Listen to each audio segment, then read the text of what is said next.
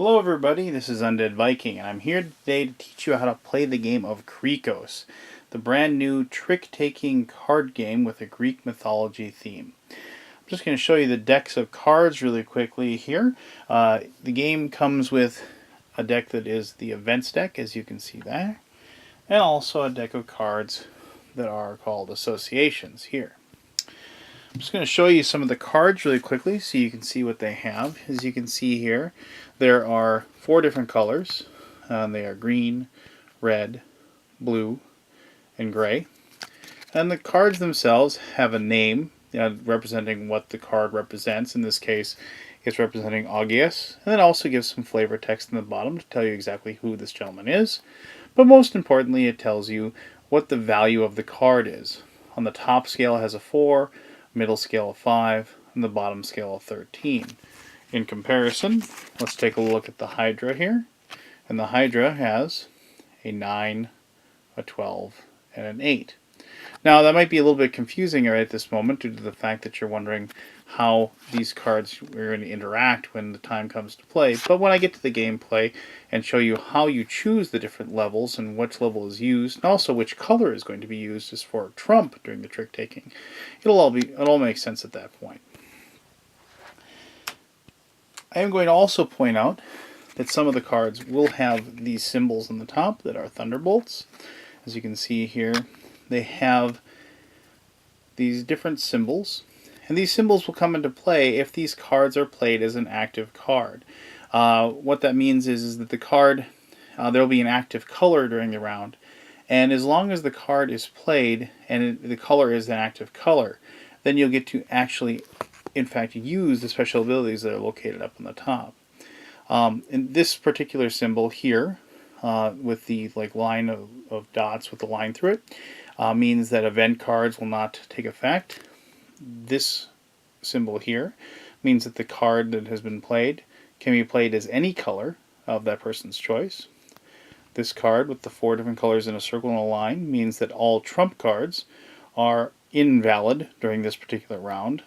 And this number with the 13 in it means that no matter what Zeus is played, so let's say for example the lower value was used, if this card is played as an active card, Zeus is considered to be a power 13, which is at the top power of the game. Now, I'm going to need to shuffle those particular cards I just showed you back into this deck, because to determine who the first player is, you have to actually deal out cards from the beginning and see who is the most powerful. Well, it looks like most likely Zeus is going to be the most powerful, and he is. So technically, if we were playing a 4-player game, and this game is a 4 or 2-player game, 2 players play head-to-head and 4 players play team, technically that person would be the first player. The events deck is unique in the fact that the cards have the same numbers and can be used as long as they have a link. And the link means that if another card is played during a round that match up exactly with this 12, 6, 5, or in the case of, like, say, this next card, a 6, 9, 11, and so forth, they're allowed to be played, and they're more powerful than actually trump cards. But these cards are placed face up for each player. And you'll notice that some of these cards do have art on them and some of them do not. Due to the fact that this is a prototype version of the game, some of the finalized art has not been put into effect as of yet. So I do apologize for that. But my understanding is that the artwork that you have on some of these cards that are really nice that you can see, it'll be represented just as well with the new cards. Obviously, these cards are open knowledge to everybody that's playing, and so you can actually then, especially with teammates, you can start working together and trying to determine what the other people have, so you can try to play cards that'll be effective and help each other out. You take the large deck of associations, and you'll deal out 10 cards to each other person, and these cards will not be open knowledge, obviously. The cards will be kept in your hand. 7.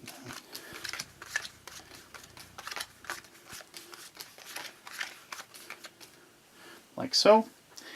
And they'll only be known to the player that has them. After you've collected your cards and you've looked at them, you will try to determine which cards you have of the most color you have.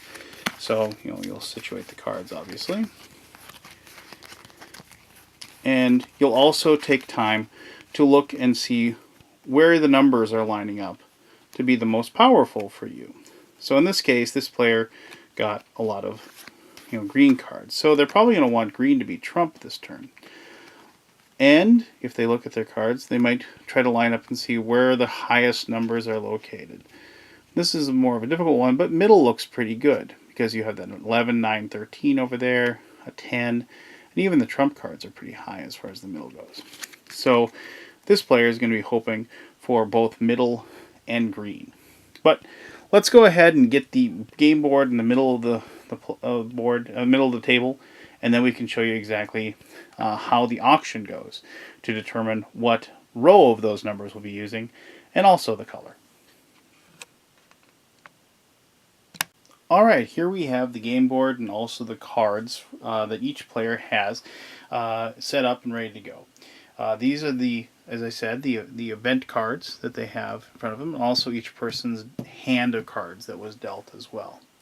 Now to begin the game, the first player will look at their cards and they will determine what they wish to bid in the form of points for this round. For what they want, for starters, which row of the numbers they wish to use as far as the power goes. So it's important to note that both the people across from each other are always on the same team. So the first player will say, and take the 12-sided die, and you notice that there is an upper, a middle, and a lower listed here. And they'll open up with a bid for what they want. And so if they say, I want the middle for 1, then the second player will go. And they'll say, well, no, I want to go 2 for bottom. And remember, this player thought the middle was pretty good, so they're going to actually respond in kind to their teammate and say 3 for middle. And now when it gets over to this player over here, they decide they're going to pass, so they're out of the running. This person will pass as well because of the fact that they've already seen that their teammate is bidding the 3 as well. There's no reason to bid higher. It gets over to yellow. Yellow is going to say, I'm going to say 4 on low, and then we're going to go to 5 on middle, and then it gets back around and they'll pass as well. So now we've determined that we're going to be using the middle number. So on this symbol, we place this token saying that this particular round of the game we'll be using the middle number on all of the cards. Now, to determine for the color what will happen. Oh, and I apologize. At this point, we have the total number of points that the team is spending. Since this person bid 1 and this person bid 5, we have to take the total of that amount. And we're going to put 6 in that location, meaning that this team has bid 6 so far. Now we get to the number, or to the color, and now we'll look at those particular colors. And you have the 4 different colors you can see: blue, green, red, and gray. But also there's white. And white means that there will be no trump in this round, meaning no particular color will be a trump card that can take the tricks automatically. So this person's going to bid 1 and say no trump. And yellow will say, I will bid 2 on gray. Remember, we wanted green over here, so we're going to bid 3 on green. And green, once again, will just pass because they for whatever reason, perhaps they agree with their teammate wanting to go with gray and they didn't want to spend extra points on that.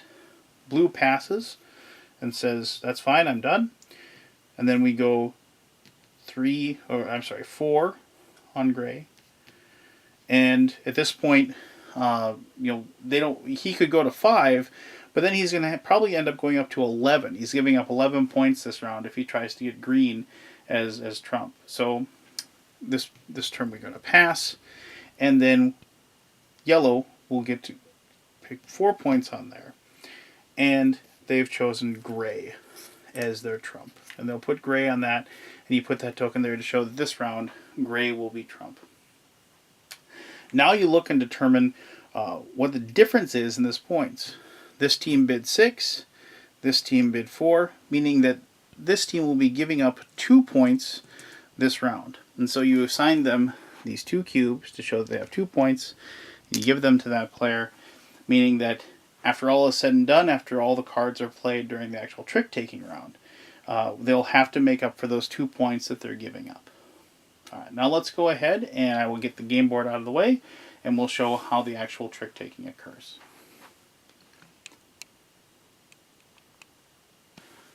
Alright, at this point we're ready now to start with the actual trick-taking portion of the game. We've gone ahead and put out the different event cards that each person has. We've put out the tokens to remind ourselves that the middle numbers are being used as well as gray is being trump.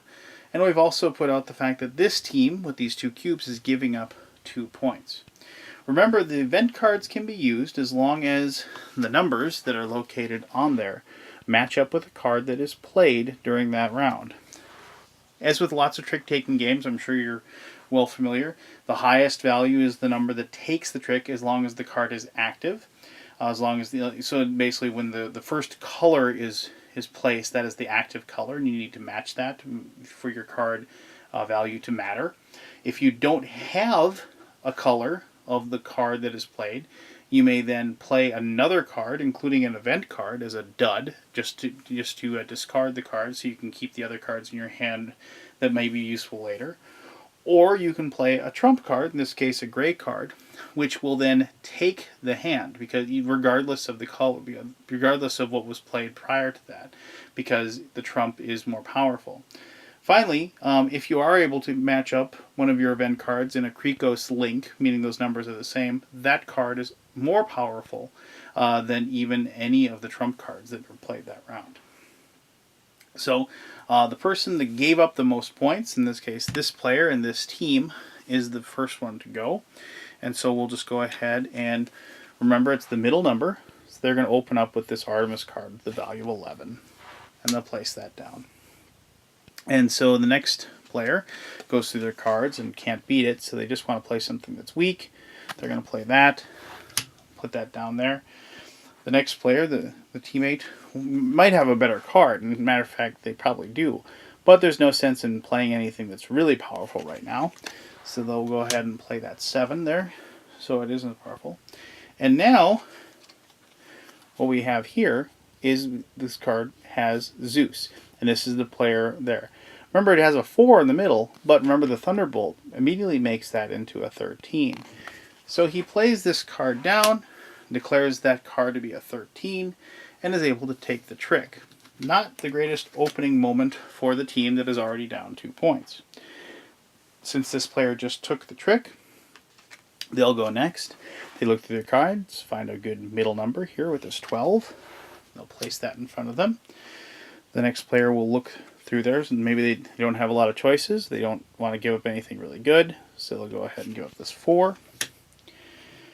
The teammate goes through their cards, and they have this card, which is an 8, which, isn't that great. But they also have this card, which is a 6. Now, maybe they want to get rid of this one, but it has a Thunderbolt ability that disables trump, and that might come in useful. So they're going to hold on to that one, and they're going to go ahead and place that one down. And finally, the last player will go through, and they look, and they have a fairly weak red card, and they'll go ahead and put that down as well. Things aren't looking too good. The 12 here is the highest number, and so they're going to take that one and place it over there as another trick taken. So, at this point, we open up with another higher card, 10, 10, 7.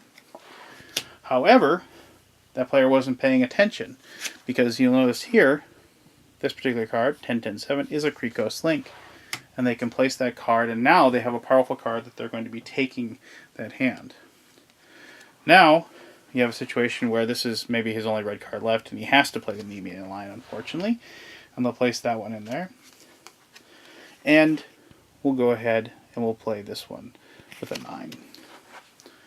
So that one's done. And the team that started off beginning finally takes their first trick, and they'll place that over in there. So they can open up again, and now hopefully they can start taking some points. There's a 13 with Atlas. They'll place that in front of them. Here's an 8. Hades is a 10, but unfortunately maybe it's the only card they can play. But now we get over to this player. And they're going to go through their cards, and this is the reason why they wanted the gray cards to be trump. Lots of gray cards, not much else. They're going to look at their different options. They're going to realize that they're going to take their weak gray card. It's a trump, but it's more powerful than anything else. They place it in, and they take the trick once again. Things are not looking good for the team that thought they had picked the right row. This is going to continue on until all the cards have been used, including the cards, the event cards. It's always wise to try to get rid of those cards in good situations, or to give them up as dud cards when you can't match the color, because if you can't use them, they really aren't very useful. But you play through that until you get to the end. You compare how many tricks each team took. As I said, each trick is worth 3 points, with the last trick being worth 8. You factor in the difference, and whoever has the most points wins that round of the game. You can play a round of the game in about 10 to 15 minutes. It's not that long. And then it's one of those games where you can just shuffle up the cards and deal it out and play again. You can play any number of ways. You can play a certain number of rounds to, or a certain number of turns, if you will. So best 3 out of 5, say. Or you can even play to a certain total score if you wish. So it's highly competitive. It's a lot of fun. And as long as you're paying attention to all the different numbers and all the different symbols, it can be really tricky and clever as well. But there you go. That's how you play Creekos.